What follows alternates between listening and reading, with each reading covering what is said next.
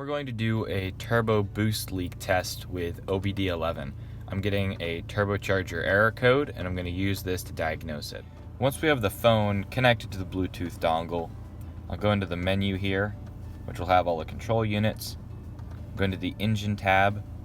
I'll look at faults, and then we have two faults right here. One being the turbocharger is under boost, and then the cooling system performance. These are two codes, but this is the one that I'm diagnosing right now, and that's the turbocharger under boost. That's also the P0299 code. If we go back into the engine control unit and we go to live data, on the channel, if we go into channel 115, which is going to give us our live data on the turbo, this is the boost pressure control. We have the boost pressure specified value and the boost pressure actual value. Specified is what the computer is calling for, and the actual value is what you're actually getting from the turbo. Now we're at idle right now, and you might notice that there's a big difference between the two numbers. That's not anything you need to worry about. Right now we're at idle. The computer is calling for 350 millibar or M-bar, and the actual value is 970. But when you think about it, you have atmospheric pressure, which is going to be about 1 bar, which is about 1,000 M-bar. So that's why the actual value is almost 1 bar and a lot higher than the specified value. Atmospheric pressure is 1 bar. That's why it's going to be higher than the specified value. When you start driving it around, that's going to change. Now, to look at that data in a chart is really useful. So we'll have both of those being graphed at the same time when we go on a test drive. We can come back and look at that. So I'm going to go into charts, and then I'm going to make a new chart. I'm going to add a value, and the value that we're going to add is channel 115, which is way down here,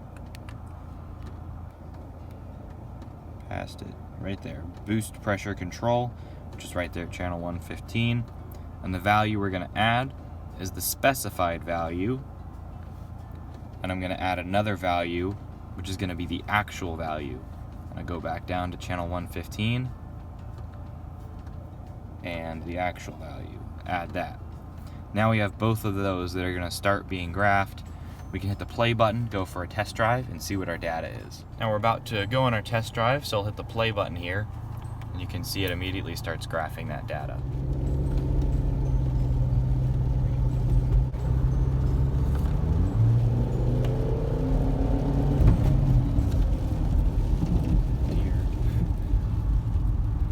Watch out for that on your test drives.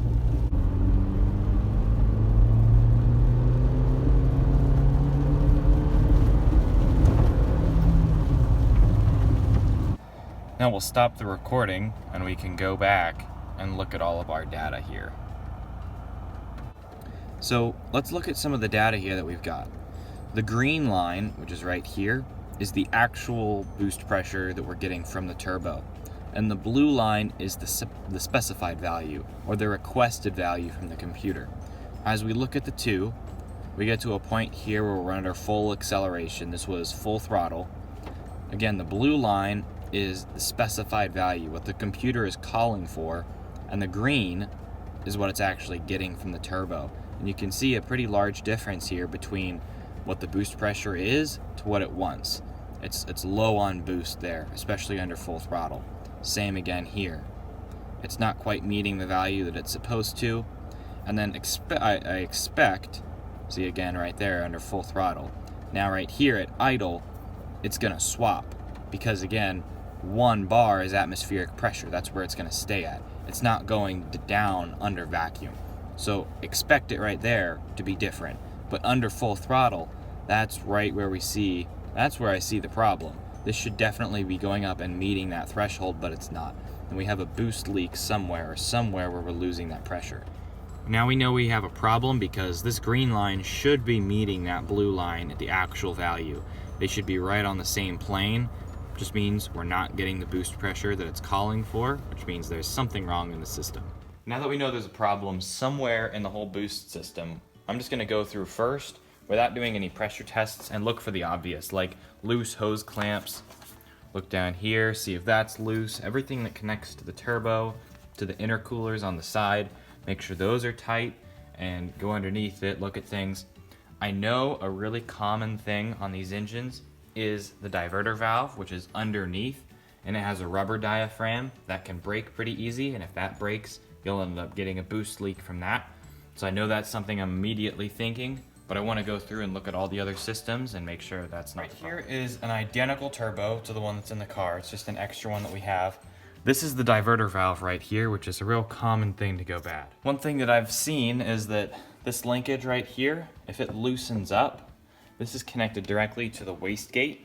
If this loosens up, then you can't retighten that. You would just need to replace the turbo, because that means the wastegate isn't sealing against the turbo. This one feels nice and tight, and I can go and feel it on the car and feel if there's any play. And it's just like the linkage connections, sometimes they'll loosen up. When we pull this one off, so it's that old style, which is what I was expecting. This is the OEM one, and it has that rubber diaphragm. And initially, just from looking at it, it looks good to me. I don't see any visible damage on the rubber. It looks like it's in good shape. Now, underneath the car here, I'm taking off the connections, and I took off the electrical connector, and oil is just pouring out of it. I got multiple drips, and it's all in the connector and in the connections. And I think what this really leads me to believe is that there is a rupture in that rubber seal, so the whole thing fills with oil and drains out of the connector. So that tells me, we'll see whenever I take it off, I'm pretty confident that there's going to be a tear or a rip or a puncture in that rubber diaphragm. Here's the one that I just pulled out, and what it looks like to me, and you can see a difference between the two, it looks like this is the new style, the upgraded style from Petersburg, which is the OEM company. These should last longer because they have better components in them. It's not that rubber diaphragm that this one has, but it certainly seems like it failed with the oil coming out of the plug here. Now we'll put this one in and just keep looking for leaks, see if this fixes it, and keep troubleshooting.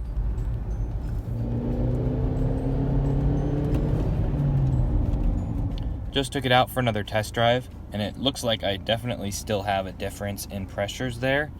What it's calling for and what it's getting is definitely lower than what it should be. So we're still going through the whole system and diagnosing it, and that's how we're able to look at this live data and see what we need to work on.